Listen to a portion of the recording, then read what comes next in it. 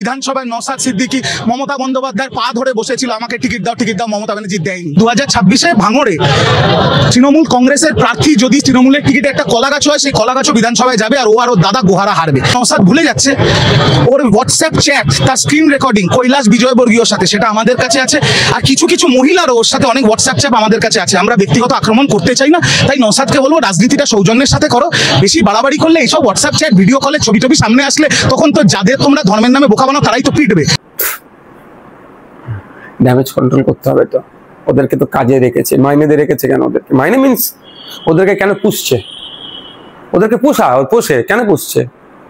তৃণমূল নিয়ে চর্চা হলে ওদেরকে দিয়ে ড্যামেজ কন্ট্রোল করার জন্য। দেখুন একটা কথা বলি, আমি আবারও বলছি, নওশাদ সিদ্দিকী দ্বিতীয়বার এমএলএ হতে হবে এই লোভ নাই, এই লোভ আমার নাই যে আমাকে দ্বিতীয়বার এমএলএ হতেই হবে, কারো পায়ের চটি চাটবো, আমাকে একটা এমএলএ সিট দাও, পায়ের নিচে বসে থাকবো, ওই লোভ আমার নাই। তিনিও ভালো করে জানেন যে নওশাদ সিদ্দিকী জিনিস, আব্বাস সিদ্দিকীর ছোট ভাই কি জিনিস ভালো করে জানে। সেই জন্য কি ড্যামেজ কন্ট্রোল করার জন্য এই করছে। আমি কেন তৃণমূলের দায়িত্ব নিতে যাব? তৃণমূলের দায়িত্ব তো কিছু মানুষজন আছে যারা রাত দিন এক করে ফেলছে, তৃণমূলকে জিতাতে হবে, তারা তো দায়িত্ব নেবে।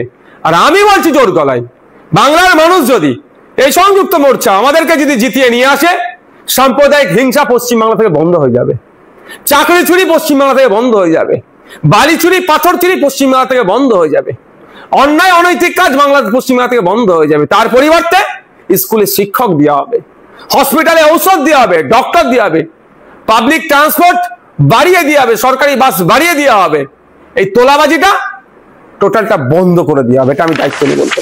এসআইআর নিয়ে আতঙ্কিত হবেন না। আতঙ্কিত হলে আপনার লাভটা কি? আতঙ্কিত হলে আপনার এসআইআর আপনার নাম থেকে যাবে? বলুন আমাকে, উত্তর মানে জানতে চাইছি আমি দর্শক বন্ধুদের কাছ থেকেও। আমি একটা কথা বলি, গ্রামে বাঘ ঢুকেছে, পাড়াতে বাঘ ঢুকেছে, আতঙ্কিত হয়ে যদি ঘরের মধ্যে ঢুকে দরজা দিয়ে দেন, বাঘ কি ঘুরে ঘাড়ে চলে যাবে মনে হয়? এ তো যাওয়ার বাঘ নয়, একে তো ডেকে নিয়ে আসা হয়েছে আপনাকে ভয় দেখানোর জন্য।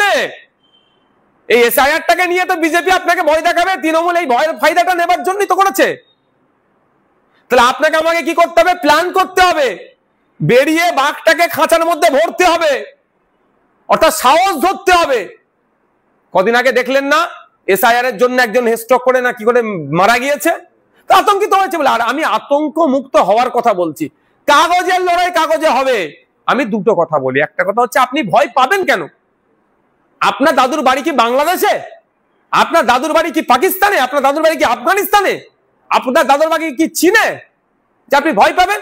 সবার দাদুর কবর তো আমাদের ইন্ডিয়াতে। আমি এটা জাস্ট বোঝানোর জন্য, একটা ভয়টা কাটানোর জন্য। তারপরে বলছি, আপনি যে জায়গায় বসবাস করছেন সেই জায়গাটা কার? ম্যাক্সিমাম আমরা আমার দাদুর জায়গায় বসবাস করছি। আমরা যে জায়গায় থাকি আমার দাদুর নানার জায়গা, মানে আরো পুরাতন।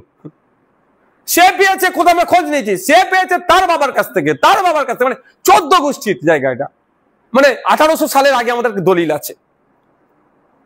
আপনার দাদুর জায়গায় যদি আপনি বসবাস করেন, দেখবেন 1947 সালের আগে দলিল আপনাদের বাড়িতে আছে, 31-32 সালের দলিল আছে। তাহলে আপনি ভয় খাবেন কেন? আপনাকে ভয় খাওয়ানো হচ্ছে, আর এই ভয় আপনি খাবেন না, আপনাকে আতঙ্কিত করা হচ্ছে। আতঙ্কিত হবেন না, এই কথা আমি বলছি। তার উদাহরণস্বরূপ একটা দিয়েছে যে আপনি আপনার দাদুর কবরটা দেখুন না, কত পুরাতন, দেশ স্বাধীনের আগের কবর আপনার দাদুর কবর, বা দেশ স্বাধীনের সময় আপনার দাদু ব্রিটিশদের বিরুদ্ধে লড়াই করেছিল, বা যারা লড়াই করেছে তাদের সাথ দিয়েছিল আপনার দাদু। তো ভয় পাবেন আপনি কেন? এইটা আমার ভুল ব্যাখ্যা হচ্ছে। এবার আমি বলি, যে তৃণমূল এতদিন গল্প শোনাচ্ছিল এসআইআর হতে দেবে না, সে তৃণমূল এখন কি করছে জানেন আপনারা? নির্বাচন কমিশন দিয়েছে, নোটিফিকেশন দিয়েছে, এরা 600 ভ্যাকান্সি আছে। ERO, electoral registration officer, additional electoral registration officer 600 দ্রুততার সাথে নিয়োগ করার কথা বলছে। কেন? এটা তো বলতে পারতো চিঠির উত্তরে যে না, পশ্চিম বাংলায় আমি করতে দেব না, কি বলে ওটাকে, এসআইআর হতে দেব না। এটা বলেছে কি? এটা বলেনি, উল্টো অফিসার নিয়োগ করছে। এই জানে এসআইআর হলে তৃণমূলই সব থেকে বেশি ক্ষতি হবে, মরা ভোটার গুলো আর ভোট দিতে পারবেন। আপনি বলুন না, আরে দাদু গুলো কবর থেকে, শ্মশান থেকে এসে এসে ভোট দিচ্ছে, আর যে শুয়ে পড়ছে, শ্মশানেও চলে যাচ্ছে, কবরেও চলে যাচ্ছে, দেখা হচ্ছে না। এত কষ্ট তারা করবে কেন? পাকাম হচ্ছে যে বুথ লেভেল যে অফিসার, যারা থাকবে, তাদেরকেও আমরা নজরে রাখবো। যদি তারা যাকে তাকে ডিভোটার বানিয়ে দেয়, আইনি লড়াই যাবে, মাঠে ময়দানে গণতান্ত্রিক প্রক্রিয়া লড়াই হবে, ছেড়ে করবো না। যেমন প্রয়োজনে ইসিআইকে ধরবো, আমাদের সহযোগিতা চাইলে বলবো ওইটা মৃত ভোটার, ওইটা ধরিয়ে দেবো। ঠিক একই জীবিত ভোটারকে যদি মৃত ভোটার করে, আমরা কিন্তু গণতান্ত্রিক প্রক্রিয়ায় যে যে জায়গাগুলোতে যেতে হয় সেই জায়গাগুলোতে আমরা যাবো। বিহারে জাতি গণনা শুরু হয়েছে, এই রাজ্যে হোক। আমি তো বিধানসভায় আওয়াজ তুলেছি, কই কে বলেছে? তৃণমূল করছে। শুনুন, জাতিভিত্তিক জনগণনা কেন্দ্রের হাতে আছে, কেন্দ্র না চাইলে রাজ্য করতে পারে। আর কেন্দ্র করলেও প্রায় 90% অফিসার স্টেটস প্রোভাইড করে। তাহলে আমাদের রাজ্যে তো অফিসার আছে জাতিভিত্তিক জনগণনা করতে, করুক না দেখি। মমতা ব্যানার্জি করবে? অত সহজ নয়।